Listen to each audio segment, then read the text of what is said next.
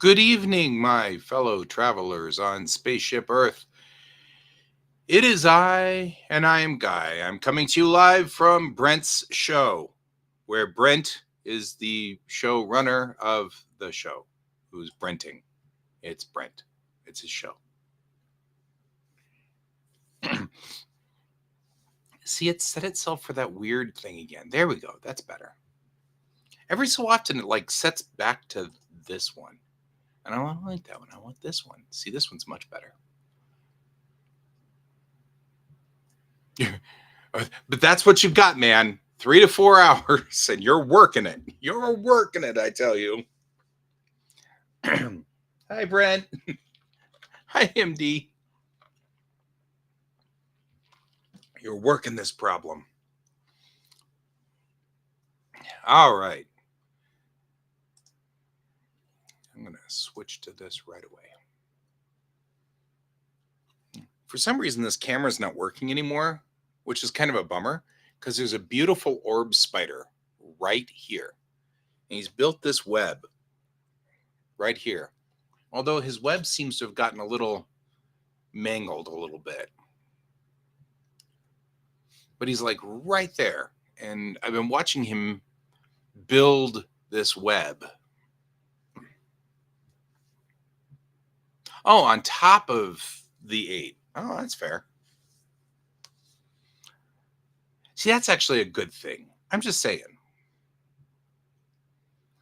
Anyway, been watching this orb spider over here orbing.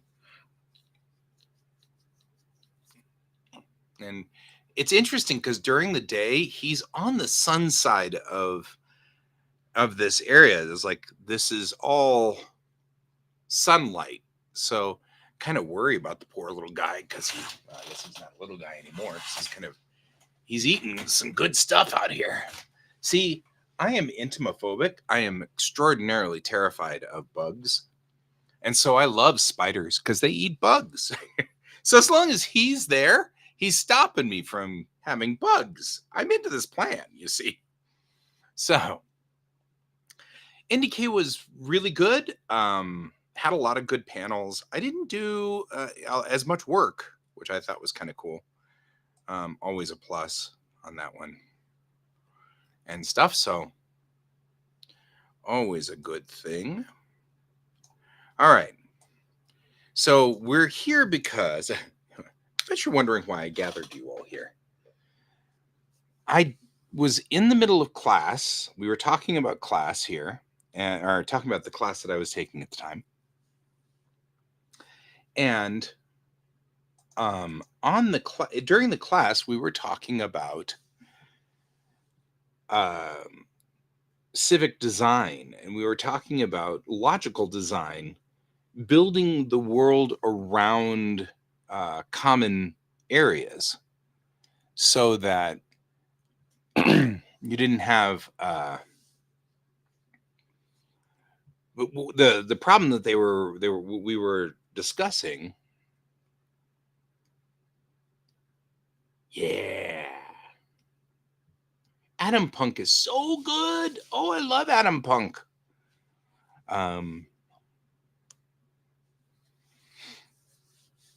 But we were talking about in the class, we were talking about design and how design has gone to the point where there's really no sense of community because of the fact that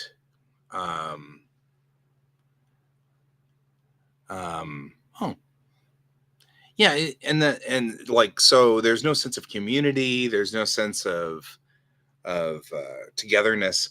And I was thinking about how if I were to build a building, how would I build it so that you could have community?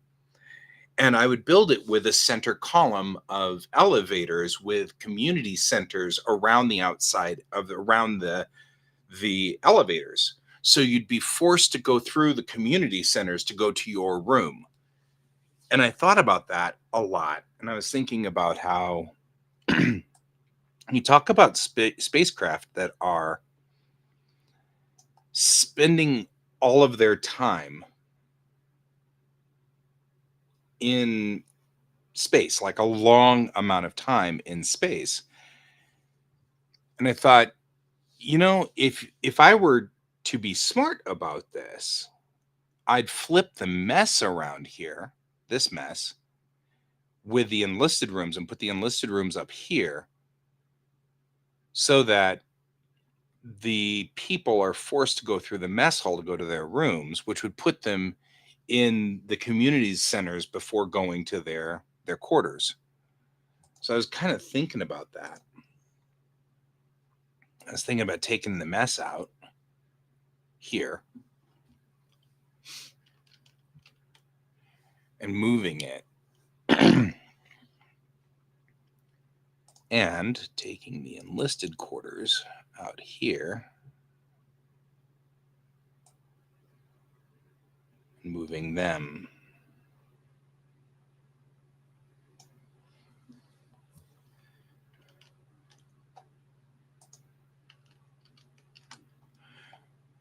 And the idea being that the enlisted quarters then would be on the upside of this. We'd have to move food service down, but the food service could be in these little triangles,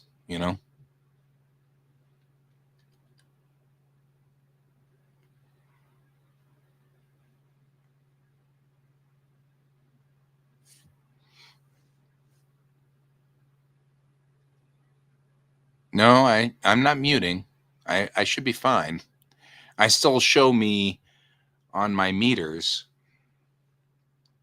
So unless we just got muted over here, audio is working. Okay, so you accidentally muted yourself. That's totally reasonable and not uncommon. I have also done that in my day. And I'll put the mess down here.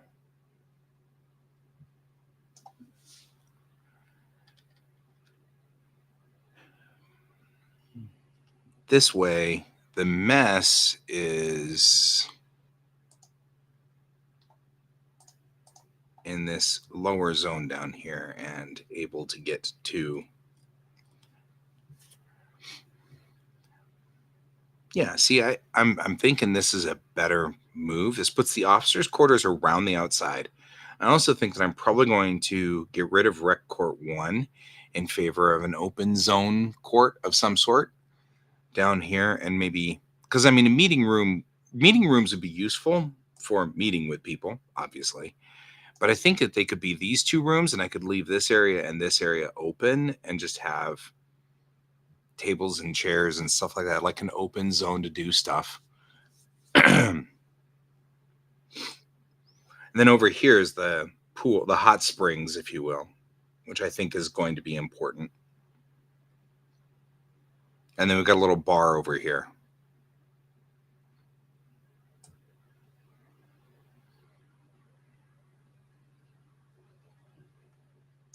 So I'm going to go ahead and do this. I'm going to merge these together. Then I'm going to do a levels check, and we're going to actually kind of get rid of the, actually, I will do a replace color. Because this is actually easier to do by far. And then just go Zorch, Zorch, Zorch, and it's gone. And then that way I don't have to mess with it. Right? Because then it's just all that grid. Because the grid work is just going to drive me crazy until I'm done with this. And I don't know, somewhere along the line, I thought it was a good idea to flatten that grid work down. And now I'm like, why did I do that to myself? Just making my life miserable in that way. All right. Ooh, let's go back in. I don't like the fact that this is, oh, that's nice of me. Smart move, me. Make the stuff over there purple too, so then you can guarantee that things will be screwed up. All right, so we're going to do it again. We're going to hit replace color and do this. We're going to turn up the this and this and this, and then we're going to raise the fuzziness.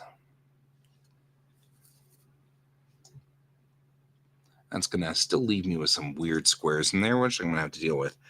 and stuff over here I'm going to have to deal with at some point too. Why are these squares even existing? What is the story here? Does anybody even know? Nobody knows. So I'll just clean them up manually.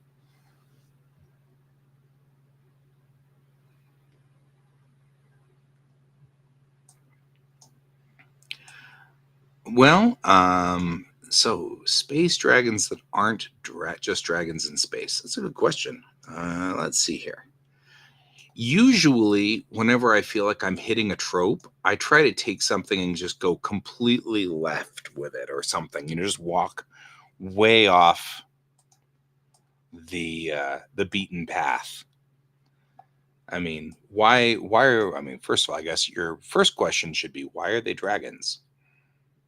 I mean, does that make them space lizards? Is that because, like, what's the significance of them being dragons? Are they, because if they're lizards, then you really just kind of have reptoids. So Gorn, effectively from Star Trek. But if you want them to be, right, if you want them to be dragonkin, as is being implied over here,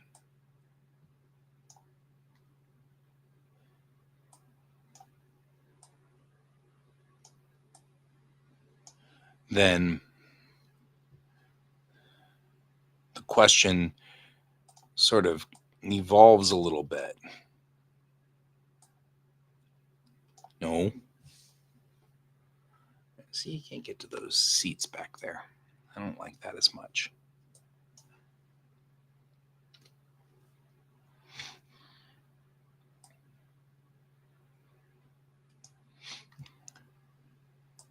And these are structural, probably.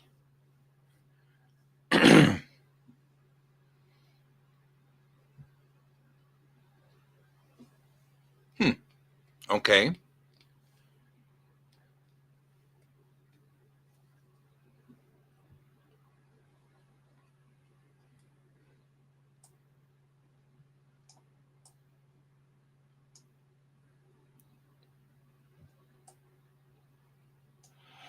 All right, guy. Next question.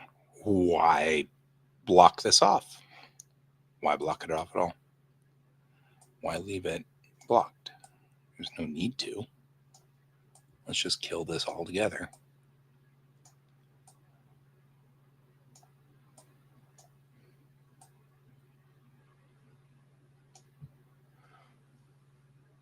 So, I guess the next question is, do they act like dragons? Like, are they really dragonkin in that that design? Do you have them behaving like dragons and doing things like that? So,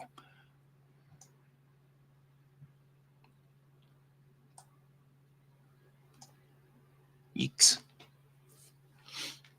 Because I would, if I were to figure out how to put dragons in, my questions would be things like, well, okay,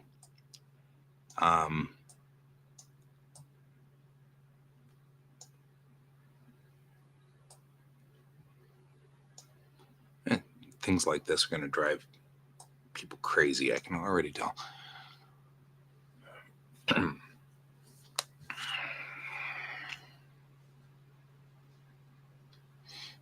I'll get rid of rec meeting room 1 because there's no reason for.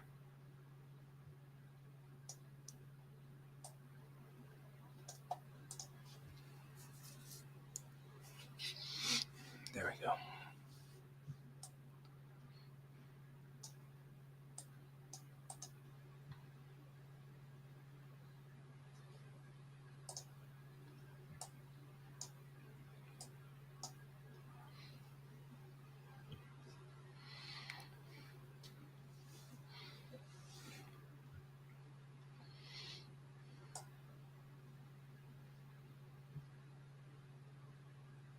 No, I haven't.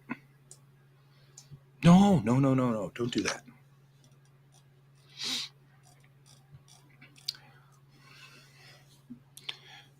I am, however, absolutely adoring some of these new names for things.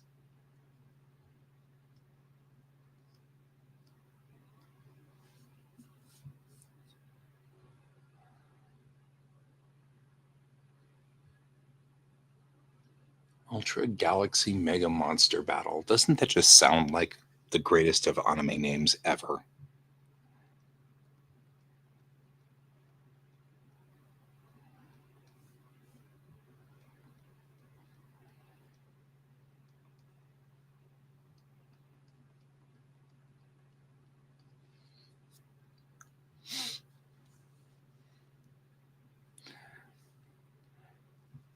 Are they magical? Do they have magical traits? Is that a significant part of what's happening in your world? I mean, do they have magic? Do you even have magic in your world? I don't even know.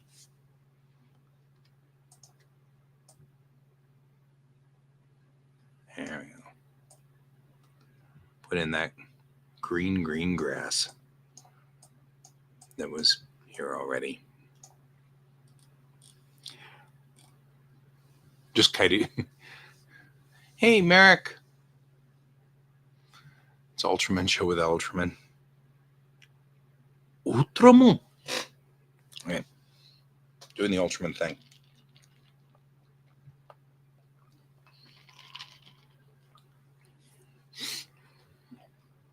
And kaiju fighting each other is not a bad thing. I'm just saying.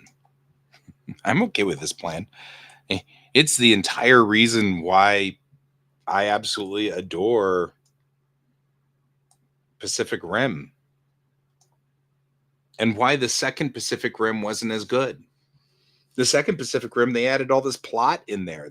Who needs a plot? Just show Gypsy Danger beating up kaiju. That's what we got here. That's what I bought the tickets for.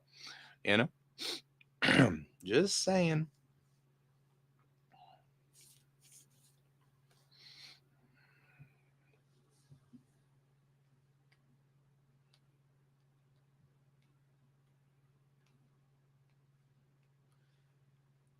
That said, I am very enamored with Monarch.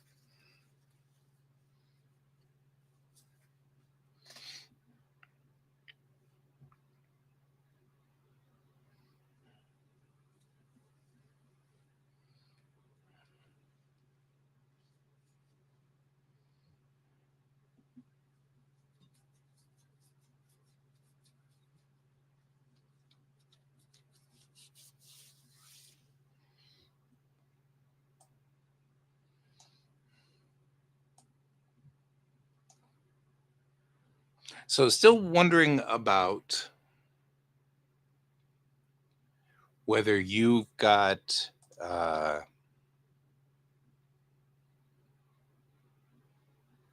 whether you've got um, magic in your dragons or not. Dragons magic.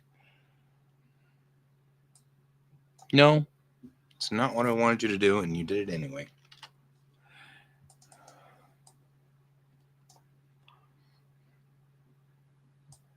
So what we're gonna do, I'm gonna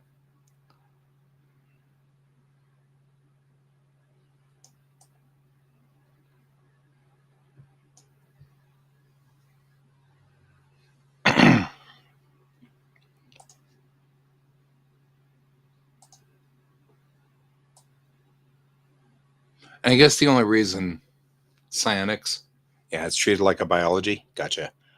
I was just curious because that's one of the traits of dragons is that they are magical or magical creatures or something like that. So I was kind of wondering if that was a significant point because if it's not, why not make them a new race altogether that just happens to be traits of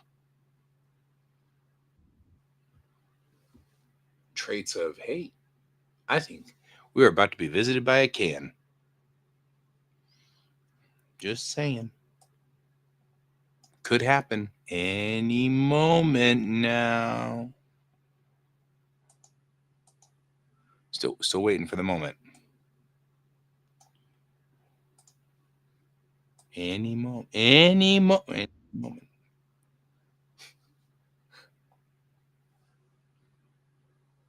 Still waiting for the moments. Get your music heard. Oh, hey, we can upload and play the music on the stream. Can you not add yourself? That's weird. Why can't you add Is that? yourself? I don't know. That's very strange.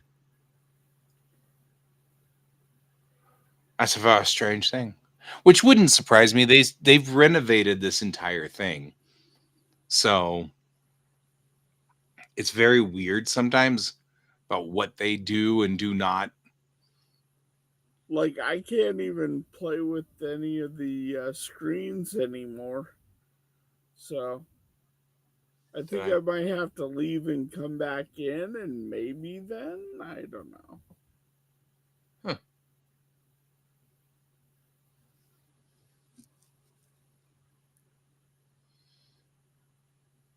I don't know. I mean, I maybe it's just a I need to reestablish that you are a co-host, Could be. which we'll fix. I mean, or it could just simply be that they borked it doing some fix recently and it'll debork as time goes on. So that's all right. Who We'll let knows? you continue to do. So how are you? I'm doing fine so far. How is NDK? Oh, it was NDK. I mean, it was. I say that like that was bad. No, I mean it actually was really fun. I didn't have any responsibilities. It was awesome. You know, that was cool. So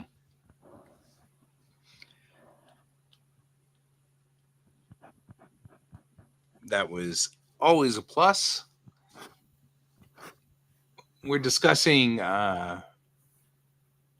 a creature for MD 4840. So Okay. we're discussing a life form, if you're wondering. We're in the middle of that discussion over here. I, and Brent was here. I'm not 100% sure if Brent is still here, but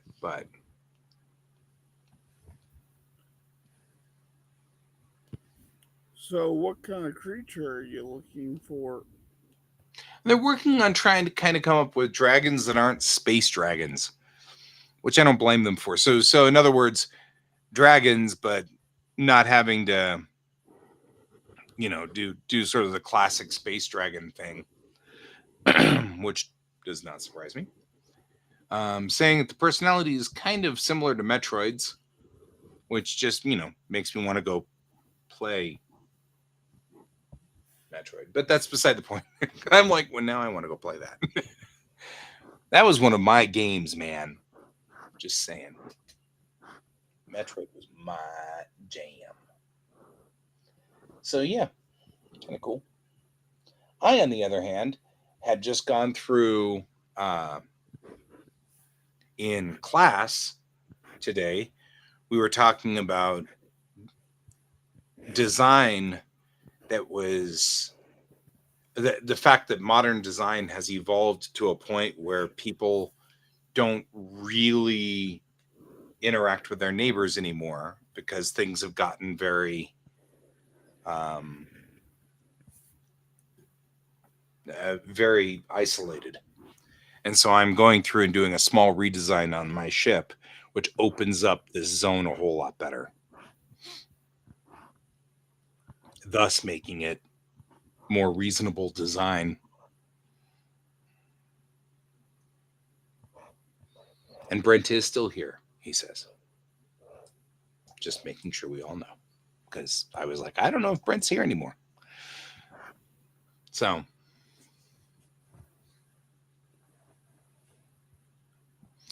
the space dragons can take human form. That's what you're saying. So does that mean that they have a space dragon form? That's another good question. Are they referred to as space dragons?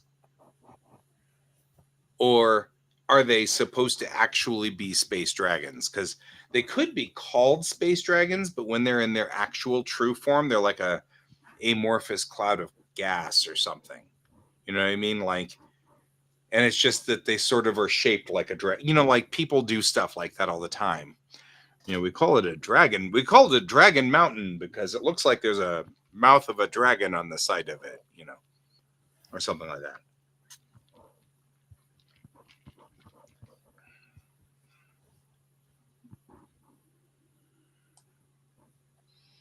And the forward's got the quarterdeck with the stage. I don't know if I like. See, that's the problem. Is the quarterdeck should be an assembly area. This is military assembly. Back here is like the back half of the vessel is for people to people. Not to move that food service forward.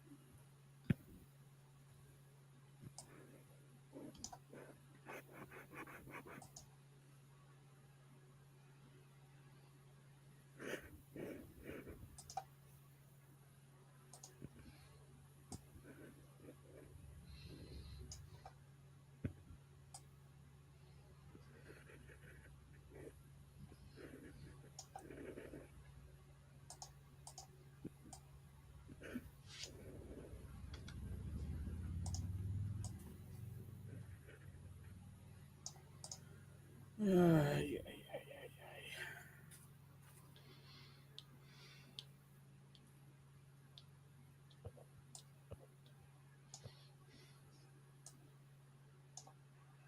And this partition is only for looks anyway. So I'll just go ahead and cut that short there.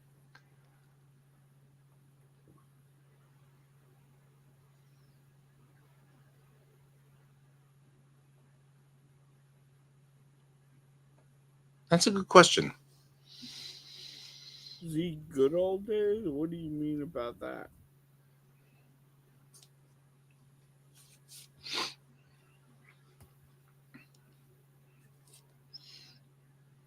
Did you have a rant I don't know about? No, no, no, no.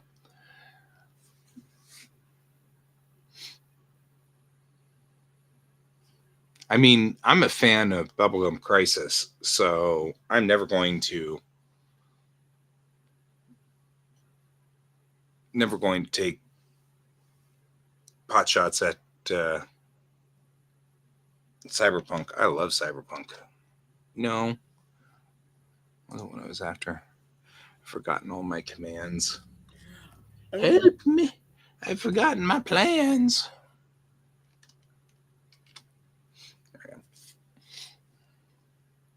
here's the thing: it's like sci-fi and uh, fantasy, they've all been changing over time, Yeah, and they're fun changes. I mean, that's not a bad thing.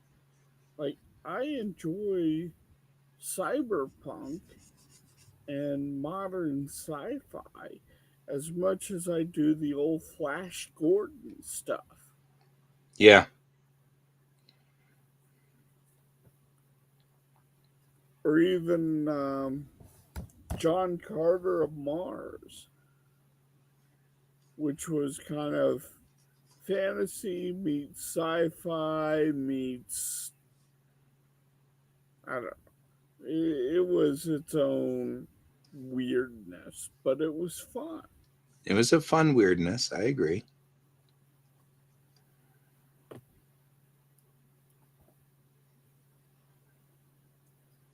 So I don't. Yeah, I'm not exactly sure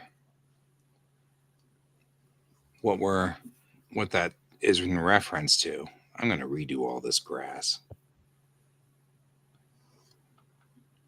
Golden age of sci-fi. So I mean, I agree with Can on this one. I mean, my whole feeling is it all depends. There are certain sci-fis that I like and certain sci-fis that I don't. Generally, I can't deal with horror at all because it's just too jump scary, and I'm not. I'm too high strung, so jump scares aren't good for me. And as I grow older, I'm worried that they become even less and less good for me. But um, there you go. Make this much more of a. Come on.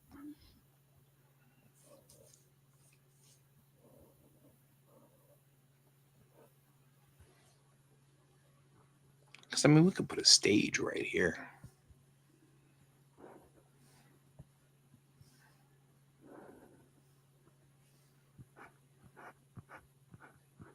like a performance stage. It'd be kind of fun.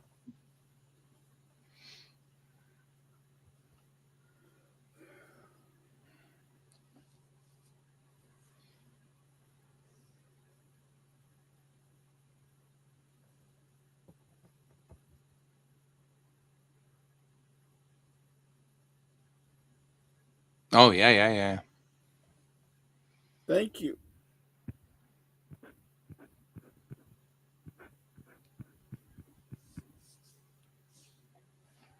Yeah, I mean, I we were just talking about this at the con, talking about all the different interesting genres and the classic stuff that sort of started us out in the world. And you know, I started out very much in Bubblegum Crisis, and I really didn't have much experience in cyberpunk prior to that. I mean, one could argue I did have Blade Runner, but that is pretty That's much it. another good one right there. Oh, Blade Runner's awesome, and not to say that Blade Runner is bad, certainly. Just that that's what I had was Blade Runner, and so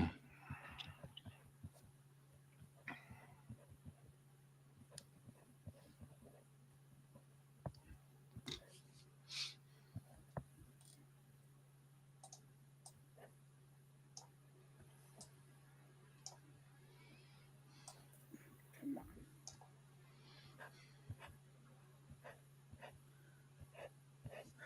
I hate bugs this time of year. oh, we're doing the flickery thing. Dang it! Flickery thing. Yeah, my video card gets spazzy at some point, and I start to have problems with flickering.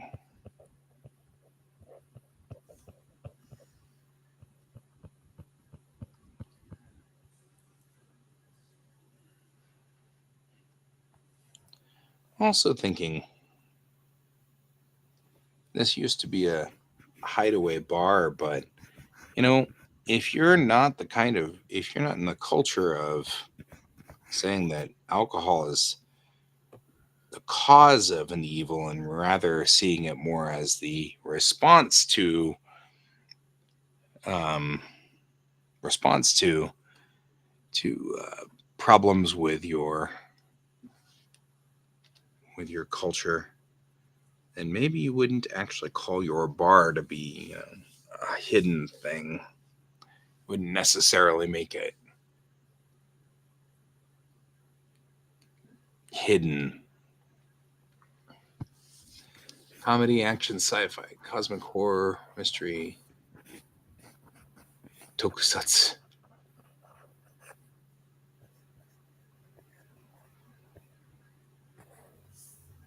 That works. I'm good with that. It's an excellent list.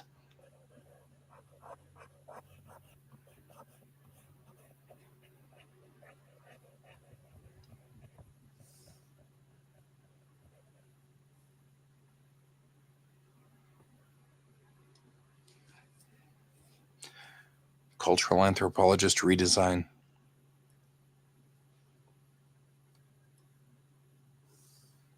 I think this page turned out nicely. I have to do a background here for the middle panel, but I actually kind of like the way this is turning out. Yeah, yeah, yeah. I like the way it's turning out too.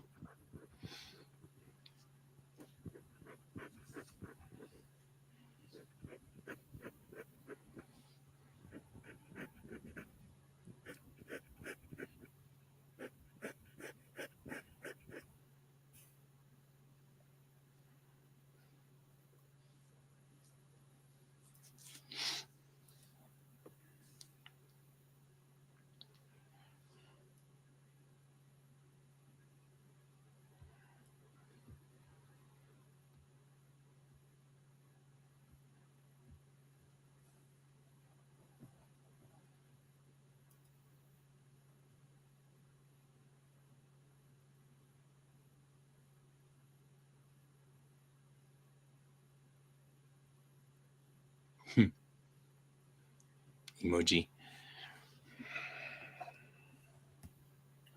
Oh, so I discovered I was doing a brainstorming session and kind of using AI to like spitball some things. Mm-hmm. And I discovered something that I thought was rather odd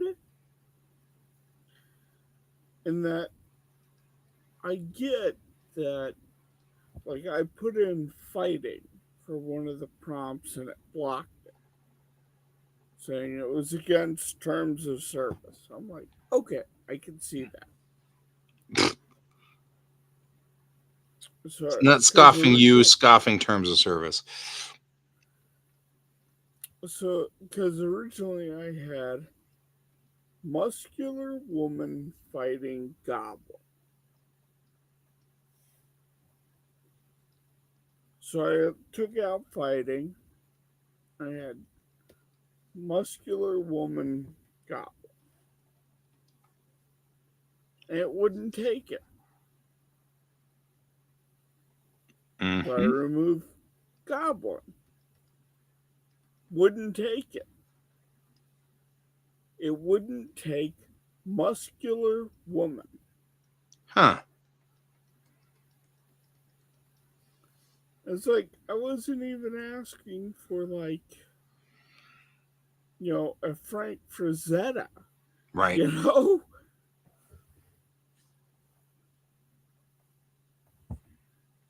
But for some reason that that prompt, that one specific thing, oh, it was not liking as a violation of terms of service.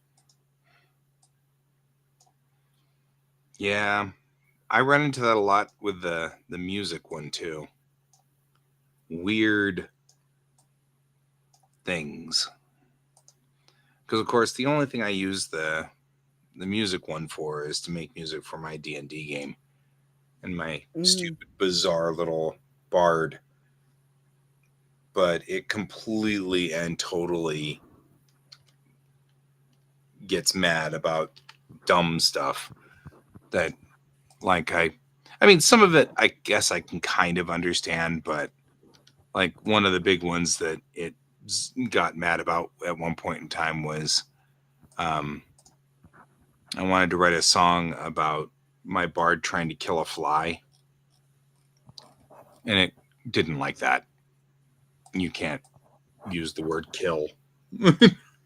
I was like, but okay, because my bard's simple ish.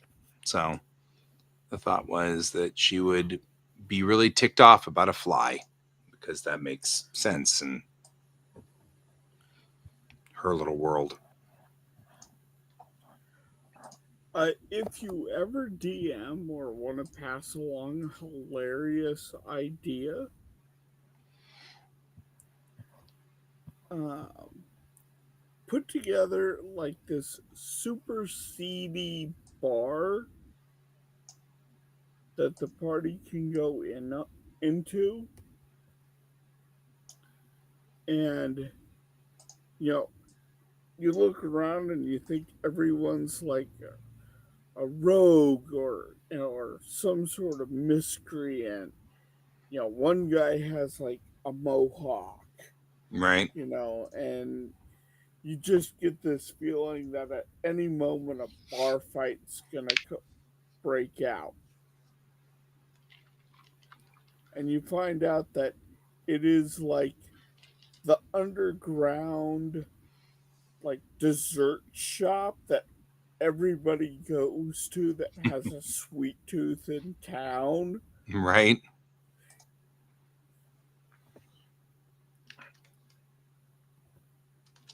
I thought that would be a hilarious idea. I like that idea.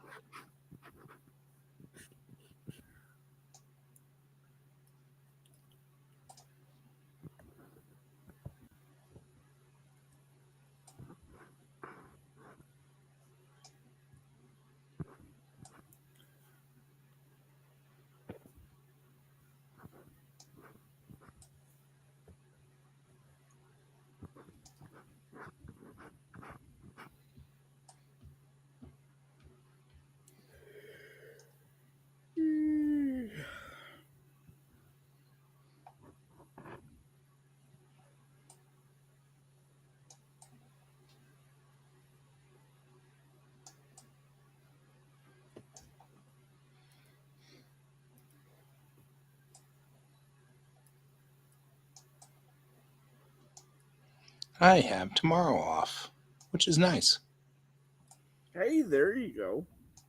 But I'm potentially on COVID watch, so that's not nice because COVID Well, has of broken course out you at the are. con. So Yeah, that doesn't shock me either. I feel fine, but I've got the COVID test sitting over here, and I'm really just going to kind of lie low until I found out whether I've got COVID or not. Yep. There's that. Luckily, I don't feel bad. So, At least for right now. ooh, I love long session stuff where you've got like the long game going.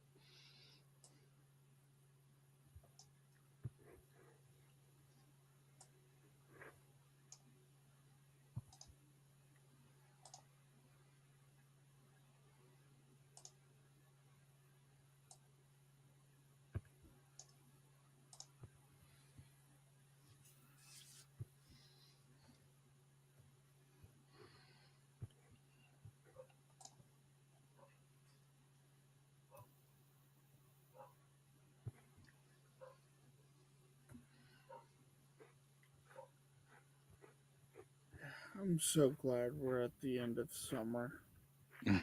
Yeah, me too. Mm, me too.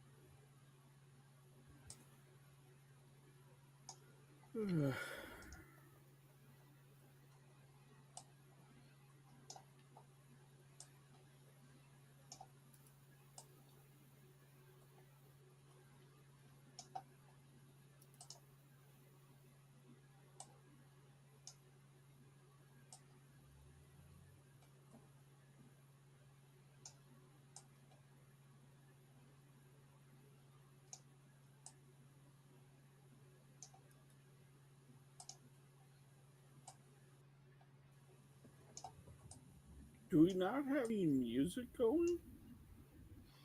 Oh, I was gonna push the music button and then I didn't because I'm asleep. It now Well, I lets me just now apparently upload noticed. my. I'm like, Yeah, it totally reasonable. hey,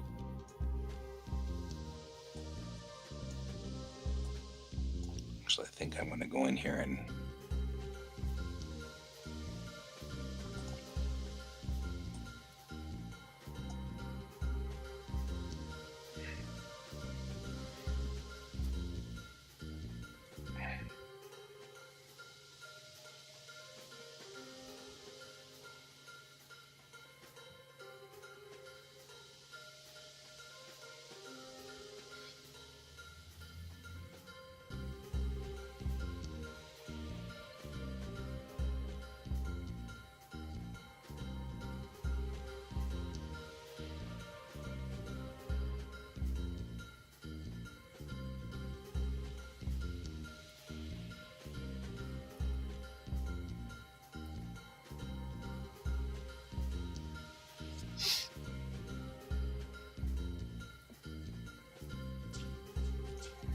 um, Three-sided. There we go. Little three-sided tables. Make a little like lounge over here.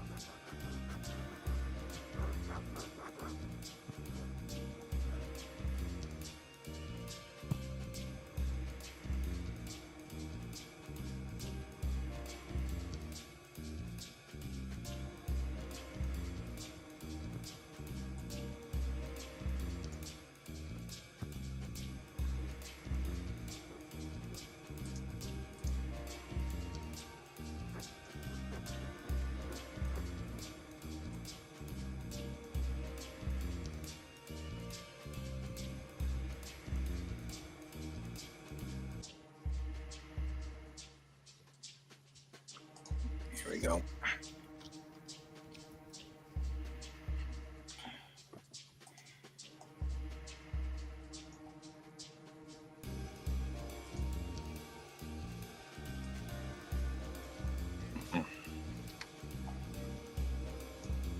Oh man.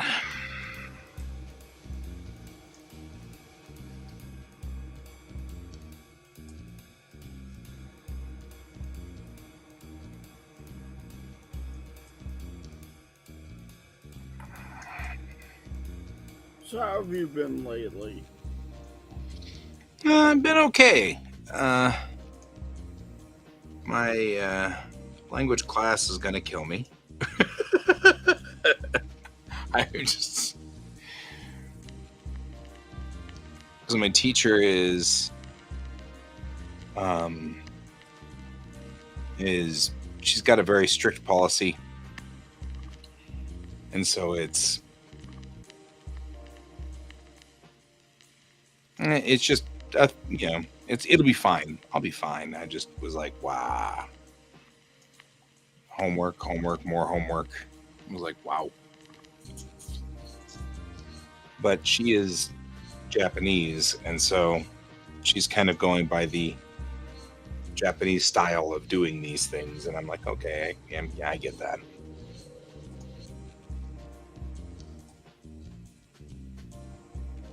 But it is still really, like, amazingly tough. The class is tough. Yeah.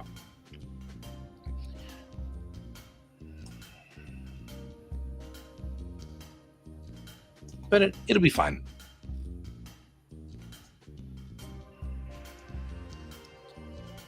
It's actually kind of cool because a lot of my fellow classmates have decided to team up to make study groups and work together. So, like, I meet with one of my groups on Monday right after my first class, and we study. And then I meet with the second study group after the class and stuff. So it's actually really kind of cool. I've got some buddies now, got college buddies, man. I make college buddies. I don't know why I'm enjoying that so much, but I am. I'm like, hey, I got college buddies. Look at me.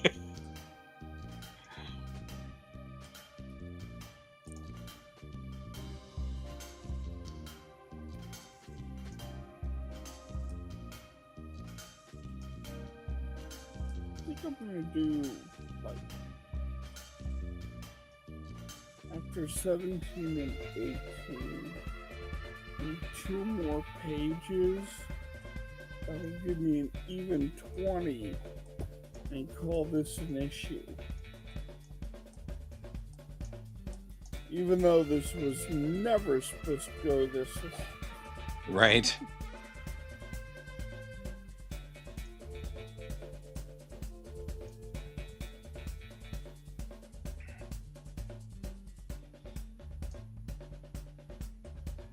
There we go. Little lounge area back here. Lounge. The hot tubs over here to hot tub in. A little, like, restaurant bar thing back here.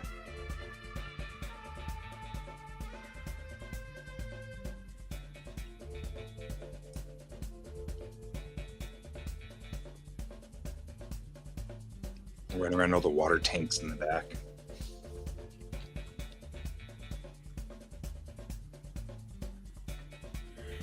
You could put a whole bunch of funny posters back in the hot tub area.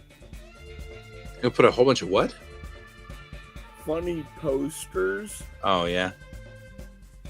That would kind of really bring some life into that area. Okay. Like have one that says, "Remember, the hot tub's off limit on Taco Tuesdays." Right.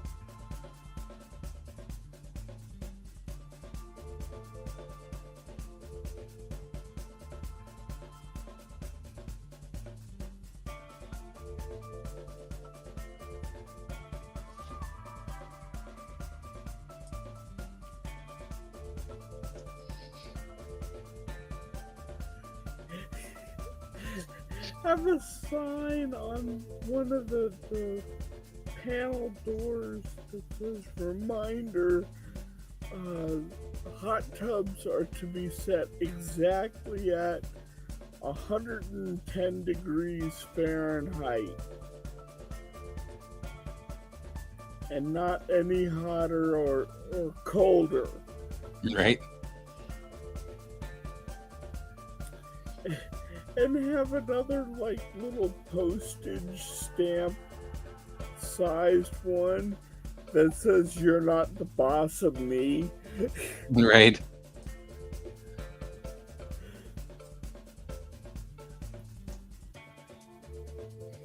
Like, you can't tell me you're not my real dad.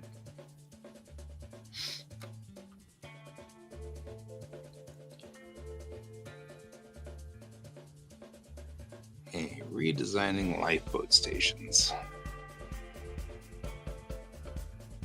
Like you could have some real fun breathing some life into the ship Uh-huh. just with stupid background thing. Uh-huh. Oh yeah. Like it becomes its own little like office space kind of thing. Mm-hmm. That's the thing, is like you get to a point where it's like you're in the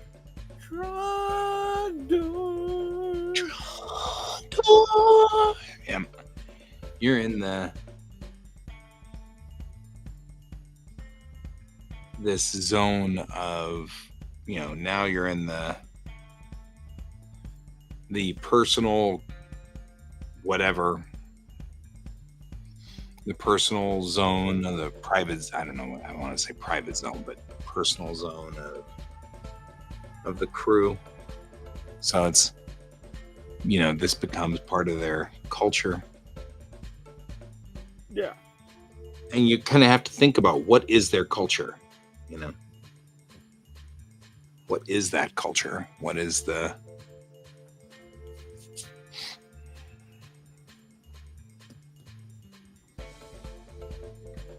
Well, and that's what. Yeah, I had some friends kind of sneer at me about the new D&D art that's come out with 6th edition, but they're calling it 5th edition, and like, I'll show you it's a beautiful picture, don't get me wrong. And on a technical level, I love the picture, but I also hate it. Okay. Let me send it to you, and we can bring it up, and we can discuss this picture. Right? Because once I start going into what I don't like about it, you'll understand what I mean.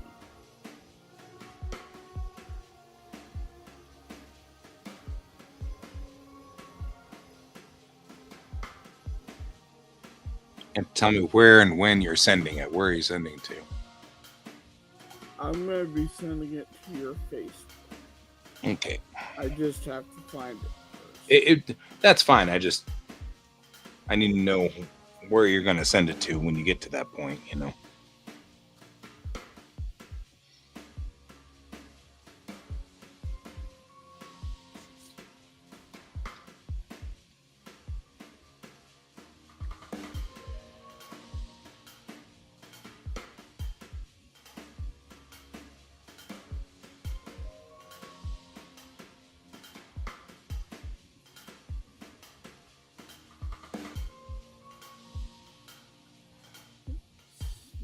Let's see.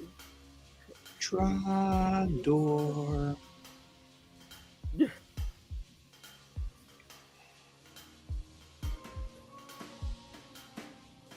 You're my friend. Consummate V's.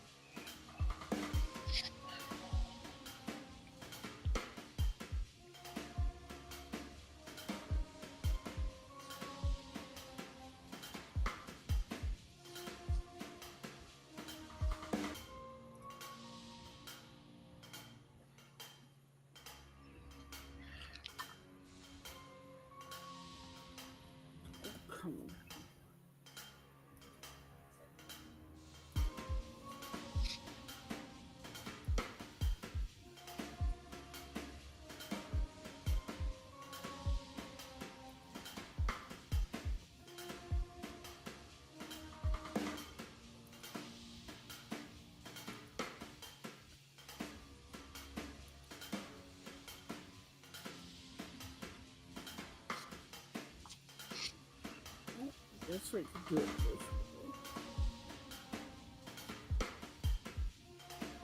Alright, check private chat for a link. Alright. And then maybe we throw it up on screen so that... Oh, wait. I'm sorry. Alright. Throwing it up. Yeah.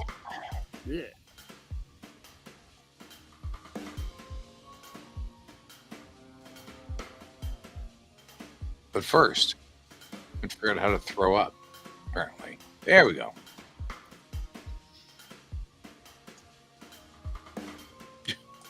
Determined. Determined! Alright, let's discuss this. So, it's a beautiful picture. Yeah. The problem I have with it is it has no soul to it. Okay. Like, the table there isn't taking anything into account. Like, how does the taco that the... Yeah, I know. We got a taco in there. It's kind of funny. They have taco, they have takoyaki, Sushi. they have sushi, they have a roast something leg, they have a pumpkin. Like, it's just random, and empanadas or whatever over there. And it's like random elements. And then the adventure party themselves are wearing heavy cloaks and heavy clothing. And it's not meshing with fish, which would denote a more ocean or waterway type place. Like, yeah, it's like, I don't know. I'm kind of like, would we have tacos? These are the things that make me wondering. Like, would we actually have tacos? well, like like having a flatbread item, that wouldn't bug me because that would make sense. But it's not really.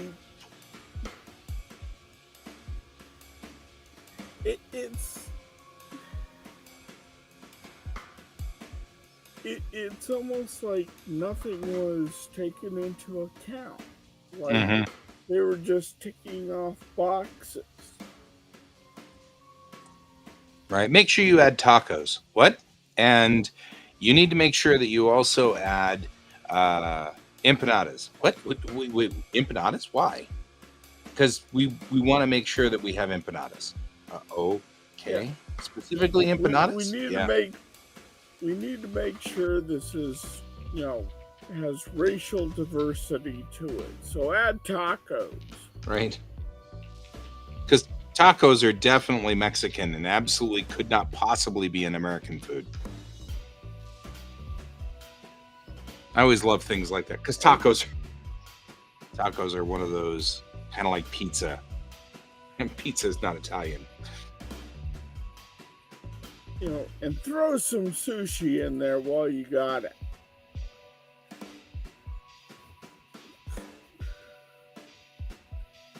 It's kind of weird.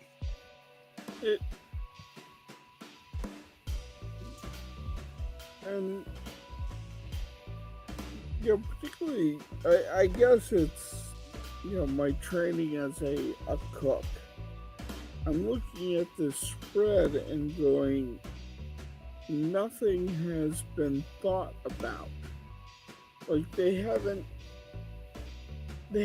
taken the time to appreciate like what would be there, what would be appropriate. Yeah. You know? Mm-hmm.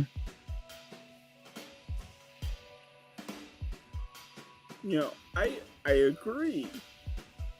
There it shouldn't all be, you know, Northern European food. You can have Mediterranean, or you could have Asian and Japanese and all that. Have that as influences, but it doesn't look like they have influences. It's Right. almost like, here's a bunch of food, have at it. Mm-hmm.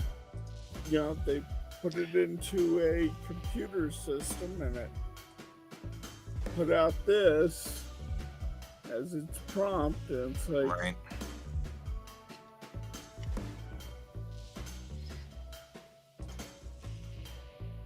it's like, you know, some really cool spreads you could do is like, what would a drow feast look like? Right. Well, Because and it, an Underdark drow feast.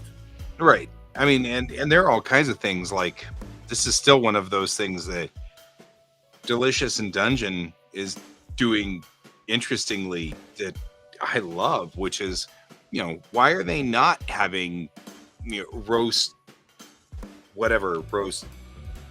It doesn't matter. Chicken. Yeah, but I mean, like, but that's what's making Delicious in Dungeon so funny, is the whole concept and idea of, this going down into the dungeons and cooking goblins, you know, or cooking Monsters. these monsters that are in the dungeon, which cracks me up every time. And I think that has become much more entertaining than anything else. Yeah, because, like, I was thinking about what an Underdark feast would look like. Mm-hmm.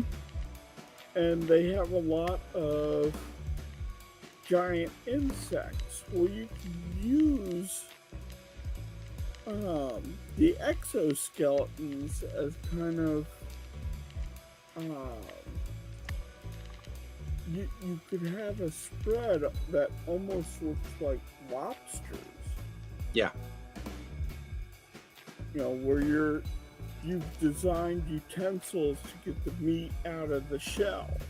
You haven't seen Delicious in Dungeon, have you? Oh yes, I have. And Oh, okay. It is great. Because that's literally what they're, of course, doing, which cracks me up. And of course, it's also spawned the Delicious in Dungeon meets Pokemon art, which is disturbing in and of itself. You're not wrong.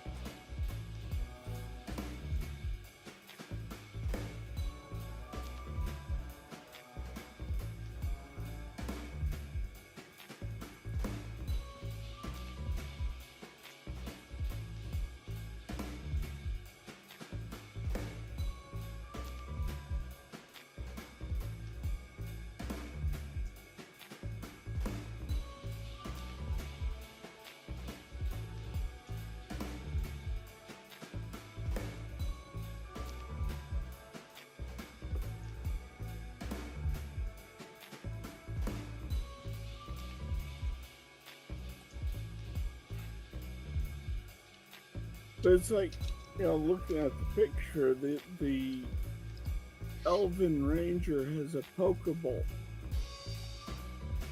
You know, the Pokeballs from Hawaii. And then one of them has some sort of drink with an umbrella in it. Right? Well, those are seem more like hot climate foods. Yeah.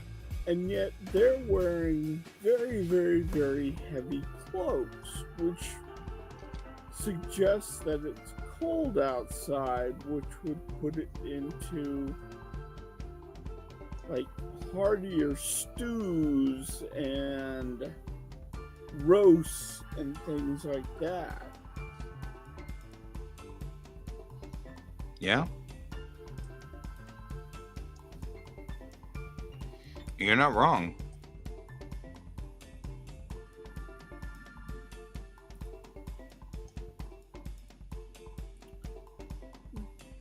But going back to your spaceship, you're thinking about what would life be like on board one of these starships. Yeah.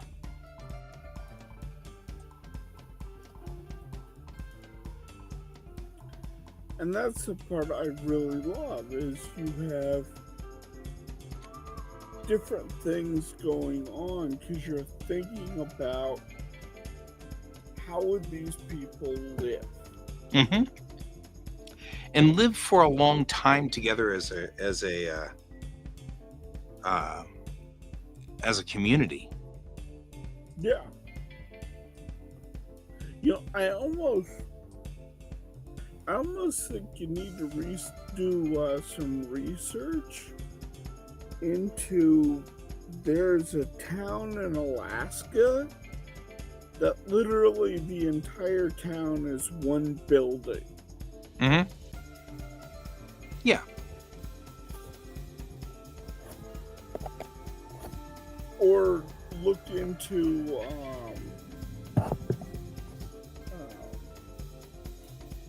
the Antarctica research stations. Mm-hmm. Mm-hmm. Mm-hmm.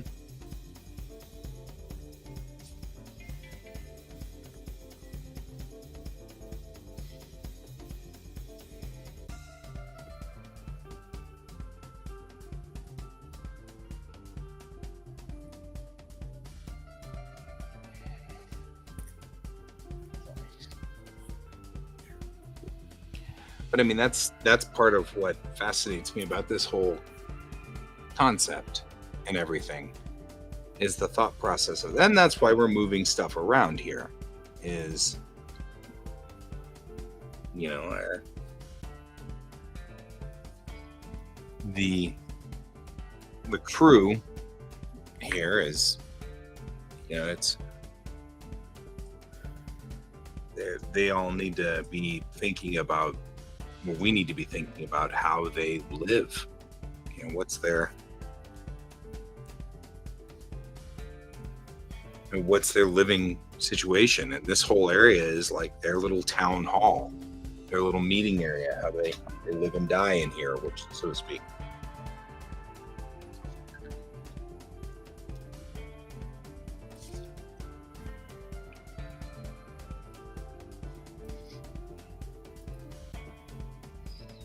I also think it's interesting that the showers become the center of the culture. That's funny.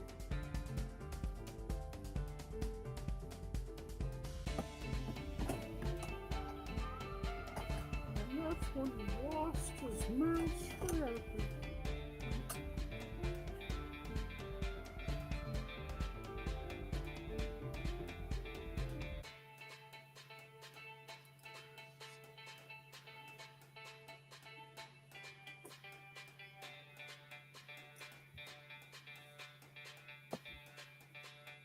My little buddy has disappeared. I don't know what happened to him. George?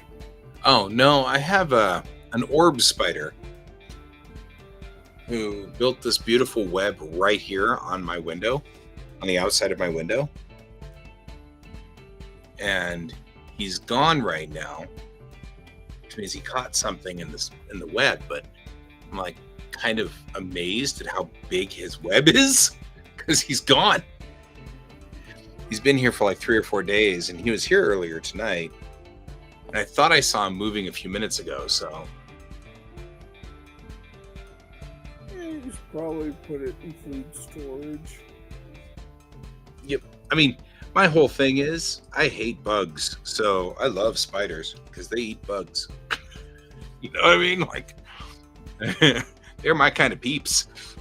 They're after getting rid of bugs. I'm into this plan.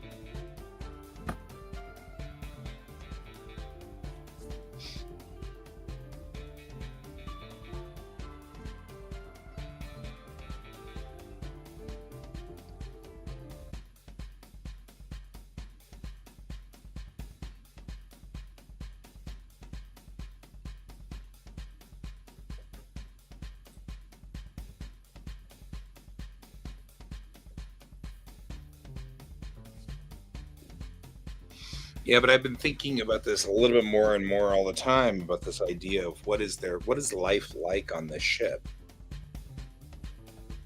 You know, in between stories and in between times when you're dealing with, whatever plot device we've got to go through today. What is life like on this ship? Yeah. Yeah. Do they have a cook? Do they not have a cook? Like, Or do they just cook because it's fun? yeah. I mean, they've got matter synthesis, so it's one thing that I think you kind of have to have in order to have functioning science fiction. So I But don't think you, they would, they wouldn't cook for, needing to cook. They don't need to cook. So they probably would cook recreationally. yeah.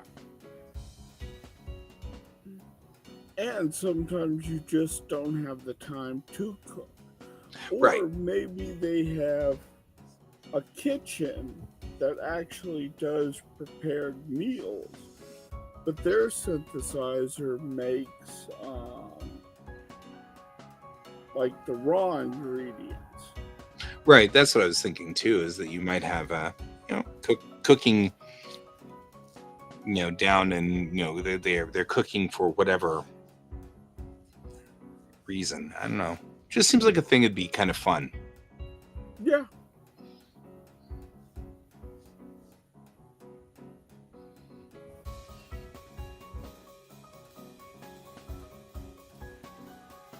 You could go to one of these and get a quick meal. Or maybe the kitchen's behind and they need meals quickly to get caught up, and that's when they just synthesize. Yeah, if you have, but I feel like if you have a kitchen, you'll need a cook. Like, you need people who make meals. Whereas if you have replimats, then you only cook as a recreational thing, like, Bob's decided to have a luau, or something, and he's gonna synthesize some raw meat and cook it, but that's not, it's during a party or whatever. Or you have a VIP guest on board. Or and something. You're trying to impress them.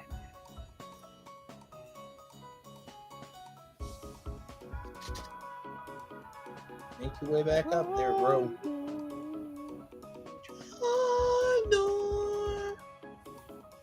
So, my little buddy Spider just fell down from the ceiling. I think not from the ceiling, from the roof of the house. I think he's trying to fix part of his web, which got borked.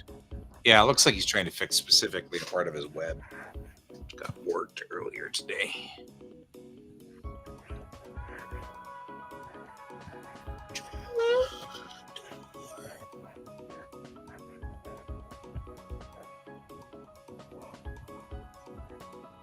Spiders are fascinating, though. Yeah, they are. I'm glad I'm not arachnophobic. He'd probably really bug me if because he's right there. I am very arachnophobic, but I find them to be fascinating too, even though they scare the living shit out of me. I mean, I don't think I'd be as happy if he was in here with me. He's on the other side of my glass door, but he's on the outside of the house. I'm hoping he gets one of those wasps.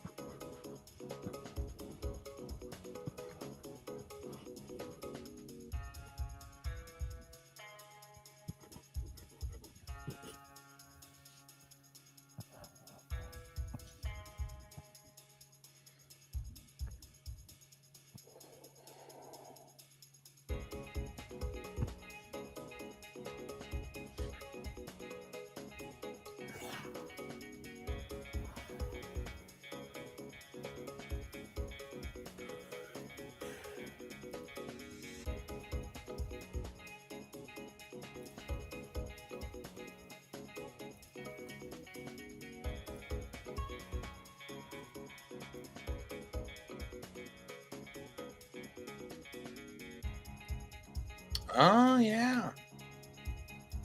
Look at him go.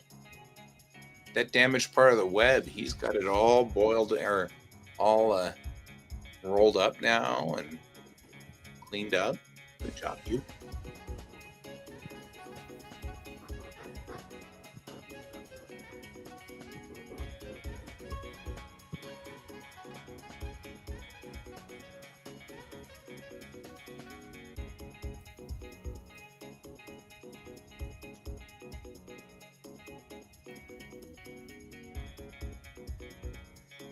It's kind of cool. He's on the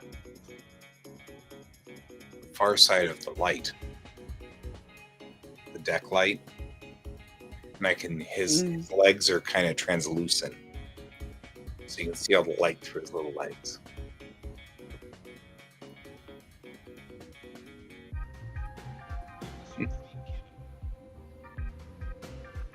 See, the thing is that in this household, there is a far larger monster than that poor little guy would do, because George will eat him fast. You know what I mean? Yeah. Like, that little spider wouldn't last but like 30 seconds with George. Like, George would get him. And so I'm not so worried. As long as he's outside, he's safe from George, and I'm safe from him to some degree. He sure is working hard out there, isn't he?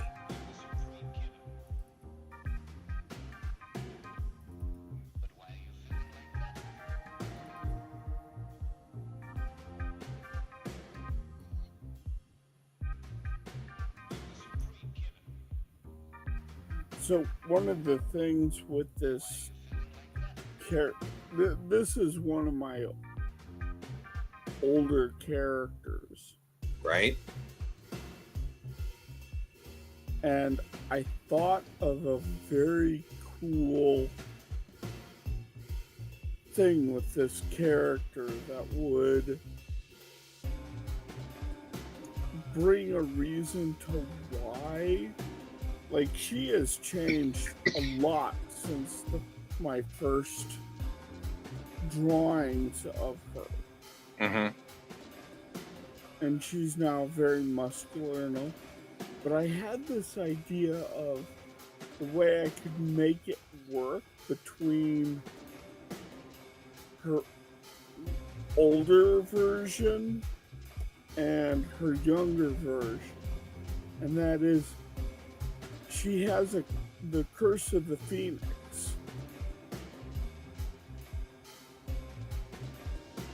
So when she dies, she burns to ash, and then from the ash, she's reborn. Yeah. Yeah. Nice. I thought that could be a really cool fantasy element. Mm-hmm. Yeah.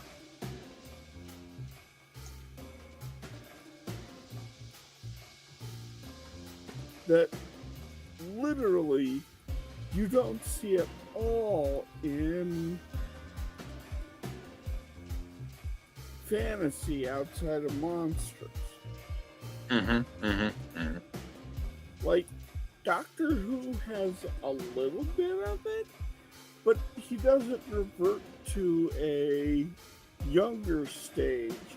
He just transforms into the next stage. Right, right.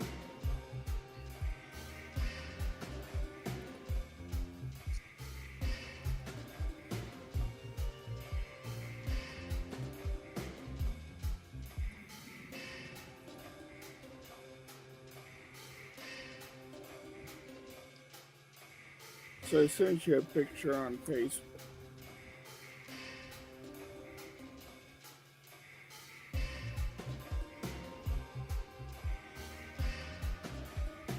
Here she is. She has,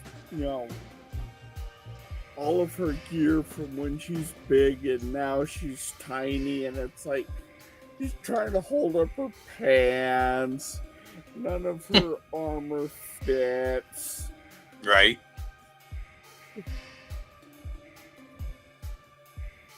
The backpack that she has on her what is a fanny pack that I'm drawing here is actually a backpack. Right. Aw, I like that.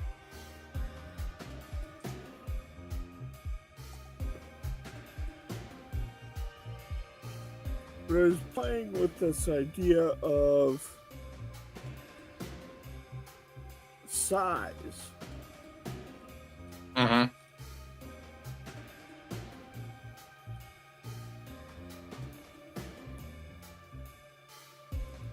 I think that concept could be very fun.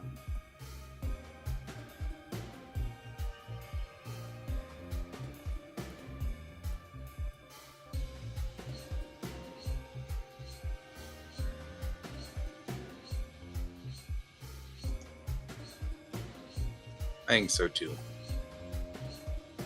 I think that sounds like a lot of fun too, to play that game. With size and doing everything.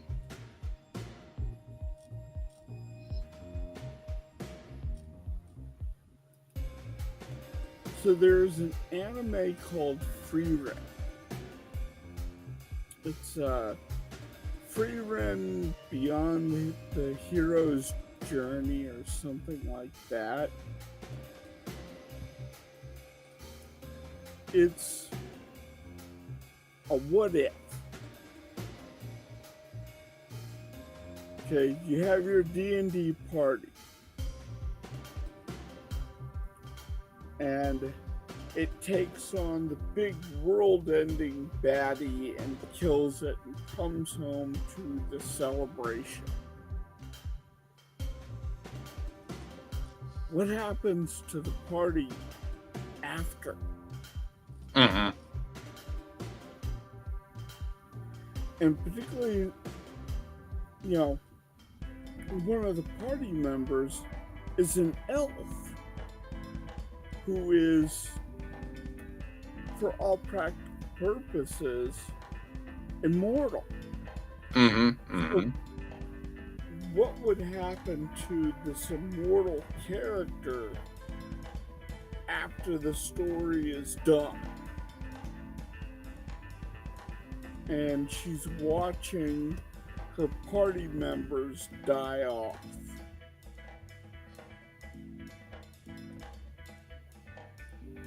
And one of the characters in there, she attends his funeral. And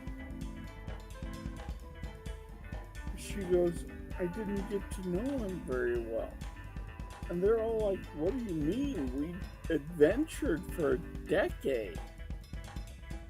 And she goes, yeah, but a decade's not nearly long enough to get to know someone. Because to an elf, time is different. Right. Than a human.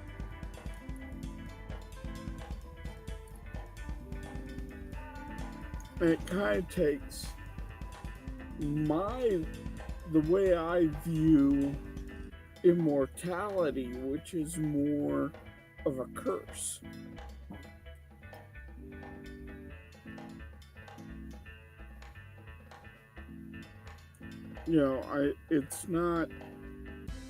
I'm not pessimistic about it, but if you have all the time in the world, you could dedicate 100 years to studying something lightly. Right. Like, that is not your lifetime's work. That is just you doing work.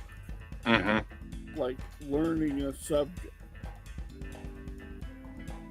And it's that scale that is causing her issue. If she can't emotionally attach herself to characters that have a finite lifespan. Even Right. the dwarf, who can live 400 years, has a finite lifespan. Mm-hmm. Yeah, I've always thought that that's a thing that is interesting to consider and ponder. The idea and the concept of characters that live or creatures that live a whole lot longer than other creatures. Yeah. It'd be like, like thinking about just living with George. George is 4 now, but that's an adult. That's an adult cat. Yeah. And George will likely live another 10 years with me, another decade. But as far as George is concerned, there will come a time where George and I will be the same biological age-ish. And then George will surpass me very quickly and be older than me. And then we'll die of old age. And you will always be there. And as far as George is concerned, I just never really changed much, Mm-hmm. Just this infinitely long-living creature that was there when George was a kitten and is still there when George is an old man, Yeah. It would be weird, from George's point of view, it's an eternal thing. But then I think about, like, the kiddo. The kiddo is changing rapidly around George, obviously. But even then, the kiddo and George were the same biological age at one point as well. Mm-hmm. I mean, I think we picked up George when George was still very small when we picked him up.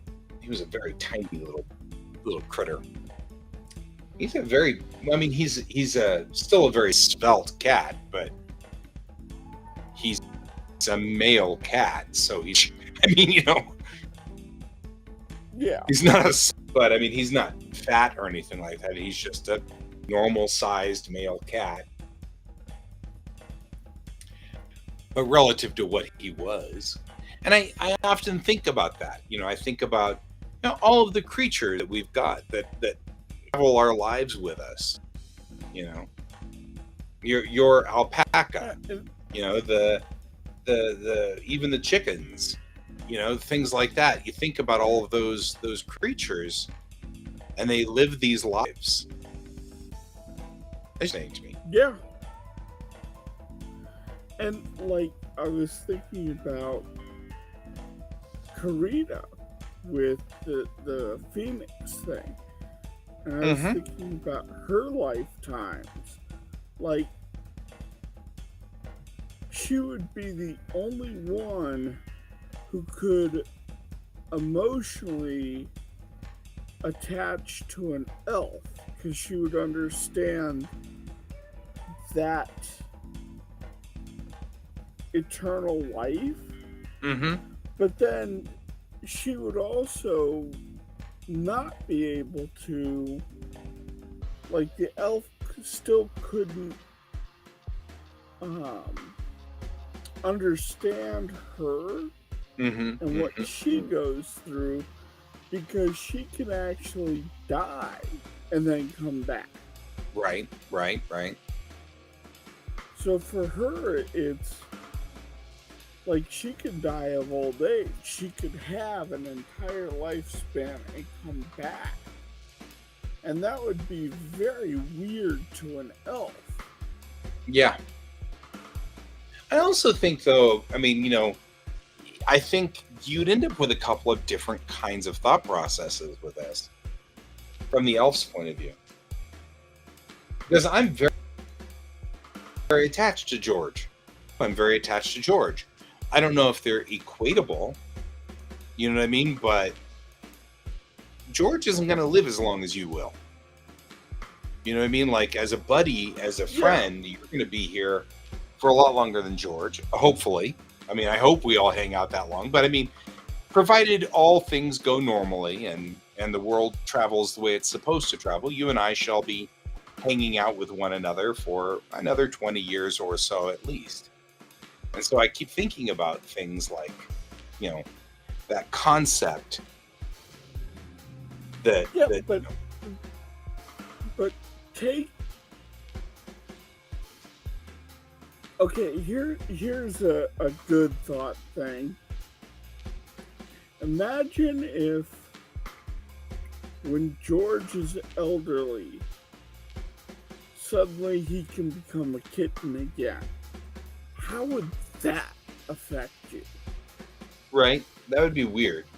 And it depends on whether George continued to do the same things as a kitten, or whether we had to retrain George. You know what I mean? Like, if we had to retrain George every time, it'd be like getting another cat, right? But if you had George and he comes back as a kitten who then promptly stands on my chest and licks my nose and meows at me in disdain when I leave for NDK and all the things, and he acts just like George, that becomes a different prospect, right? Because now we're talking about re-engaging the character.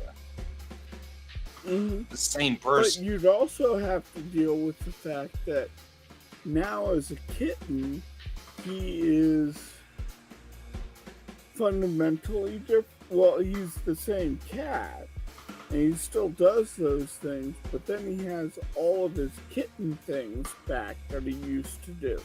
Right. Like climb up you. Right. Which would be entertaining to do in a in a story arc, because you could, hey, watch me jump off this building. All the stupid stuff you would do as a young child, Now you're like, ooh, let's do this again,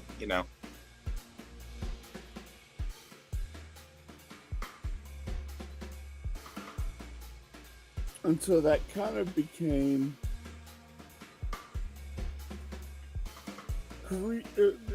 I guess that kind of shows my thought processes have evolved from, okay, she's an immortal character, to what if she's more like a phoenix? Mm-hmm. And that really changed her dynamic at that point. Yeah, I like the concept. Because then she'd be like looking at it going, God damn it, I worked so hard to get those muscles. And right. Now I'm back to the scrawny. Or, that tattoo artist died many years ago. Yeah. Right? There's no way I'll ever get that tattoo back because she died so many years ago that there's no way that art will ever come back. Yeah. That's an and interesting... You can't even save it. It's like it's gone forever. Right?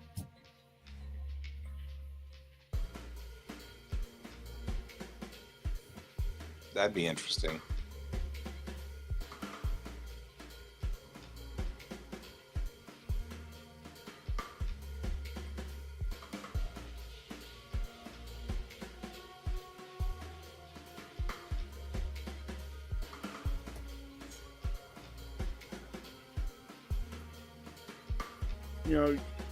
You run into statues of yourself Right. at a different point in time, and people are like, yes, this is the hero of time, and they're standing next to you Right. explaining about this great hero, and you're like, dude, it's me. And it's like, no, you're like young.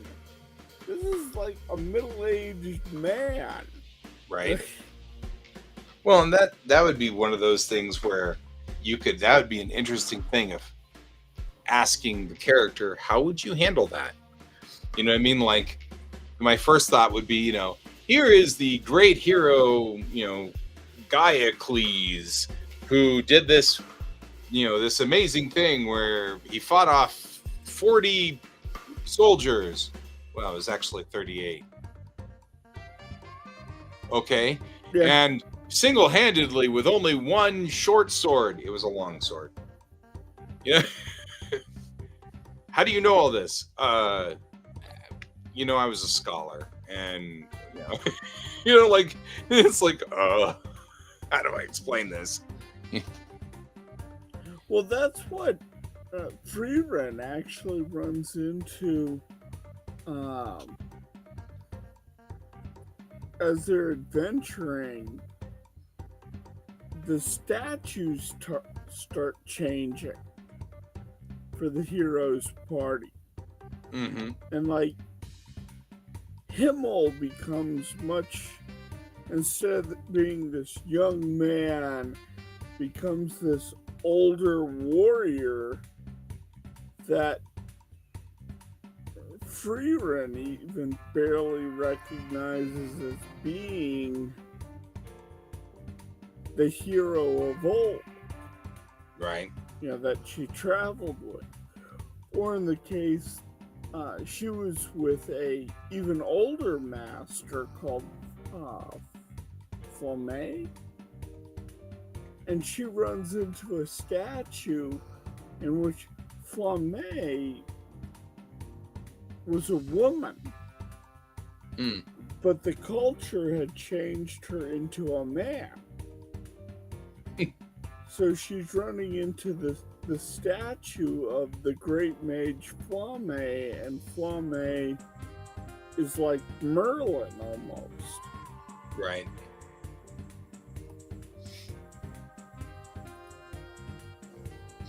And so that's kind of a fascinating take for me.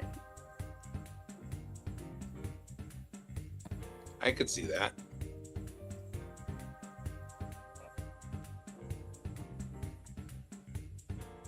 Sorry, I am totally distracting you from your... Oh, I'm actually done doing the thing I was coming in here to do tonight. You're not distracting me. I was gonna come in here and redesign the shared space so that they could all share their space together. And that's what I was really after, and have done so.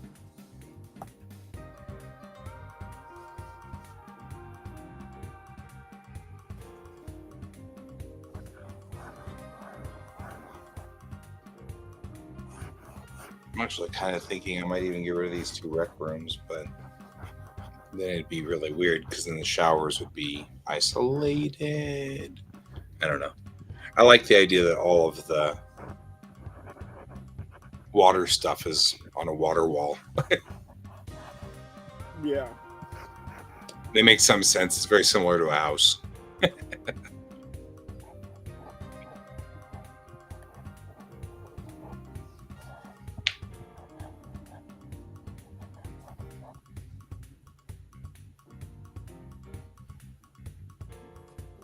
By the way, I'm finding that I keeping a journal now. Cool. And like, whenever I have an idea for I'm watching a YouTube video and I see a very scenic thing, I sketch it out. Nice. Or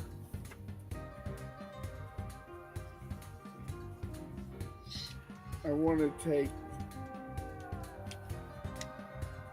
notes for the comic. I have those. Oh yeah, yeah, yeah. Little I mean, we can't doodles. read it because the quality's really low, but yeah. You know, but I'm doing a lot of like little doodles and sketches in here. Yeah. I'm gonna have to. I've been meaning to go hang out with Raph sometimes because we had a thing going before school started where every so often I'd go over there and he's got like on one of the floors of his apartment building is this community area, I guess, for lack of a better word. And so we go out to we just get a little room in the community area and sit down and sketch and draw just so that we can get, because I'm not drawing otherwise, you know what I mean? I just don't have the time. And I miss drawing. I miss putting pencil to paper. It is part of who I am as a human. I might be changing into a scientist, but at the core, I will still always be an artist. Yeah, I recommend it. And the book I have is dotted. Right? I thought I'd hate that, but I actually have really learned to like having it. Yeah, lines and I don't get along, but I could see dots being not so bad. Because the nice thing with dots is you could go through and like my notes here. You know how I do the comic thumbnails? I can quickly sketch out some thumbnails using the dots to help get me a nice square Right. start point.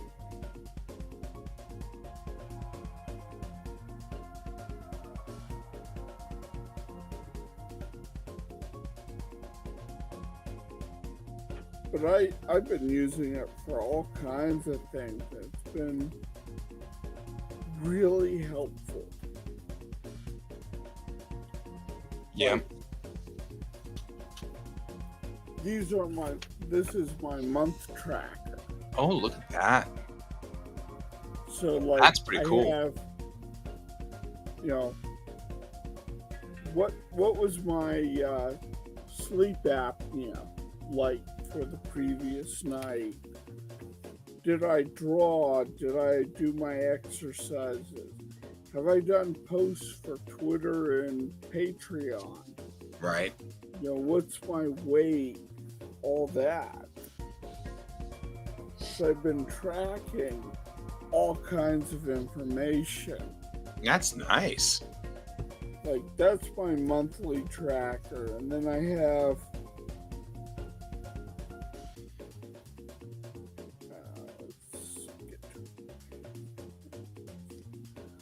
I have by the week trackers in which I get a little bit more of a closer view of what goals I set out for the week that I want to do.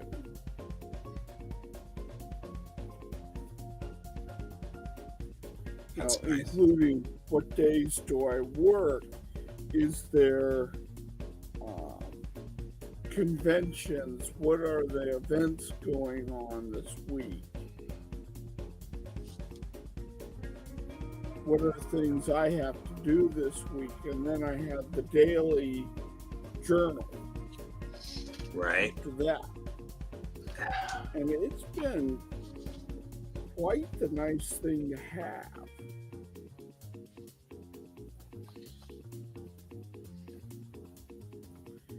And one thing that comes from you.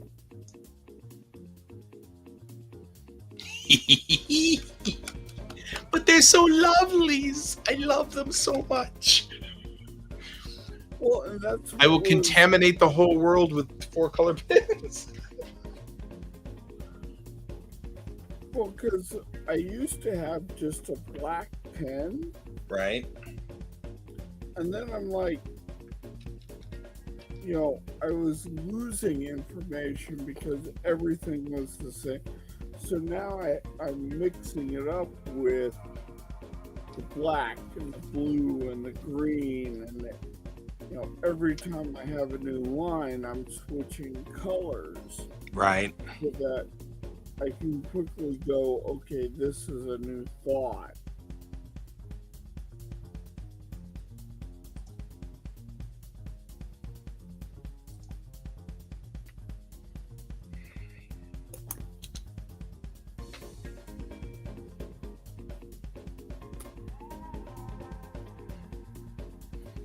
But like I even have in the very front, like this is nice because it has a table of contents. But I also set up a year tracker in the front. Oh, look at that. Wow. You're doing really good on this tracking your universe sort of thing.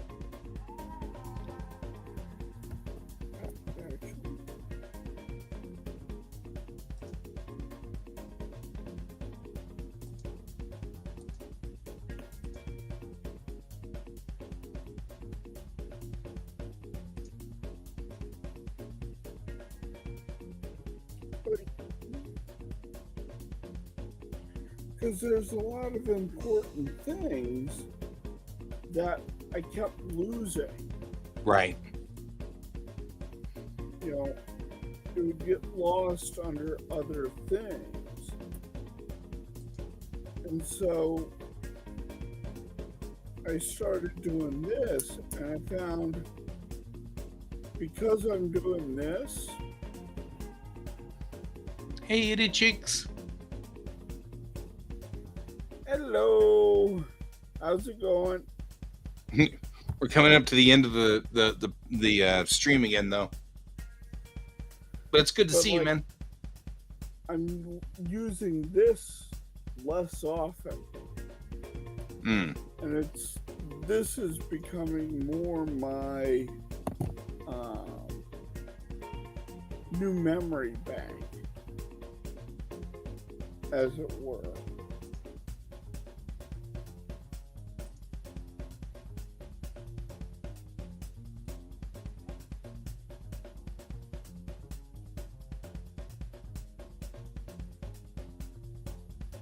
Yeah, it's nice seeing you. Yeah, it's been a while.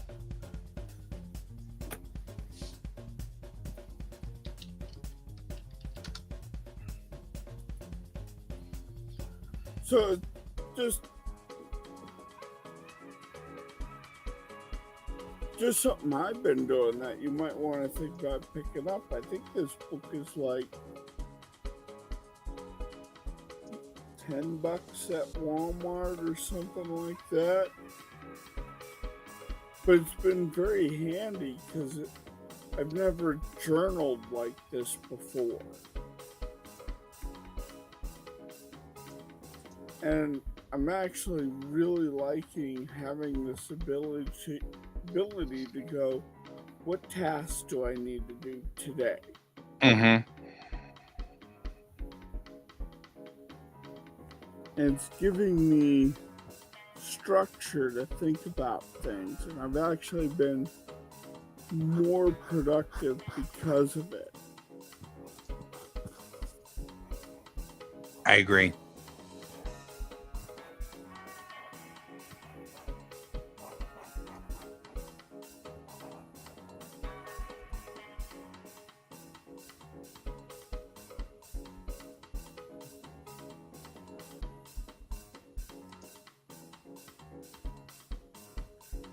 I'm going to end it there for tonight.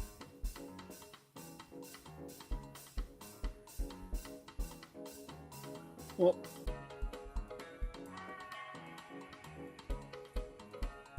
I think I am done drawing for tonight. I think I am too. I think I'm pretty zorched. Yeah. I did good for tonight. We did all the deck plans and redesign for the freeboard deck, which was one of the goals for tonight. And I got Oh, hey, through the George. comic, Speaking of the devil, you little devil. which was very helpful. I actually kind of needed to body double so I could get through the page. Right. I feel like so. Yeah, we will. Hmm.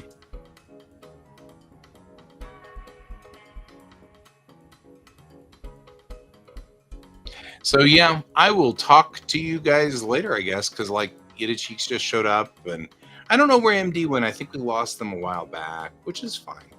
And then I'll figure out why we can't get you to access this for whatever reason is going on. May just be a glitch. There's a new Yeah. way of doing everything now in here. Like it asks you to, make a title for the show and all that stuff before you can hit go. So you can't just start streaming. Now you have to like click all of these things to make it work. So there's new stuff going on, and I think that that's a thing. So we may just have some kind of weird glitchy thing going on. So And that could be, yeah, it could be, which could be just what's going on, which is fine. Just need to give you access. So, all right, well, Desnooder, I'll be on Sunday night, provided the COVID doesn't zorch me. I'm on COVID watch. So, because I was at a convention and now I'm watching on social media that many people at that convention were getting COVID. So I'm on watch now. So I'm just going to stay home and test regularly. But if I catch COVID, I probably won't be on Sunday night. Otherwise, I'll be on Sunday night at 9 p.m. Mountain time. So, and plausibly, Kayan will join me or not, seeing as how things go. We'll have to see how that goes. So you can join us then, and that will be fine. But I'm going to go to bed. George just came in here to give me the reminder that it's nighttime, and he wishes to have his sleeping thing, because that's all I really am for my cat, is just a sleeping thing. I'm like the big warm sleeping mat for my cat. So, all right. We'll see. Yeah, right? I don't want to die. I'm hoping I don't get it, because that stuff's nasty. I've had many of the vaccines, so hopefully that's helping me out here. So, all right, guys. I will see you later. Thanks for joining me, Can. Appreciate it. And I will have a good evening, have a good weekend. And as always, keep your eyes on the stars, guys. Good night. Bye.